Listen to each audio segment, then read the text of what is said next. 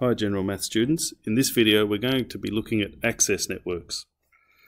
So in this case we have somebody's house or the plan for a house, and the idea is to produce a network graph where the rooms are the vertices or the points, the dots in the network, and if you can walk directly from one room to another there'll be an edge or a line between those vertices. So for instance B1 being bedroom 1, we can walk directly to the hall.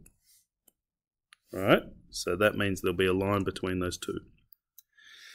Access networks are particularly useful for planning evacuation procedures and laying out these network graphs in order to more clearly see how people can escape in emergency situations from big multi-roomed buildings.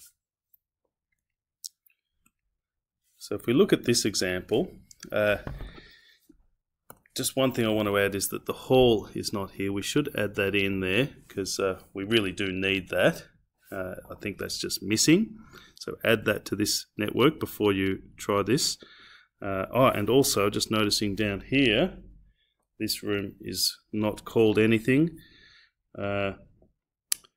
Let's just call that, let's see, we'll call it wardrobe, like a walk-in wardrobe. That'll do. Okay, so a couple of things missing from that example. Make sure you fill those things in. Now you might want to have a go at this on your own before I try it, but one thing I might suggest is that I'll put down a layout for the network, and it might be useful to follow this layout because then you can see more clearly if you have the same connections as me. Of course, you don't have to have a particular layout for these. Just as long as you've got all the right vertices and all the right connections, that's okay. Alright, so I'm just using the first letter or the first couple of letters or a number in there to show each vertex. So hopefully you understand B2 means bedroom 2. B3 is bedroom 3 and so forth. K for kitchen. Better put H for hallway in here. L for living room. Now one other thing we have to have is outside, because we can go outside of this house. So O for outside. Righto, so maybe you want to copy those vertices down with similar labels and then have a go at making these connections with the edges. Then I'll try it. Okay, here we go. So from bedroom 1, we can go directly to the bathroom, the hallway, and the wardrobe. From the cupboard, we can go to bedroom 2, but that's it. Bedroom 2 only goes directly to the hallway. Bedroom 3 will go to the hallway, as will the bathroom.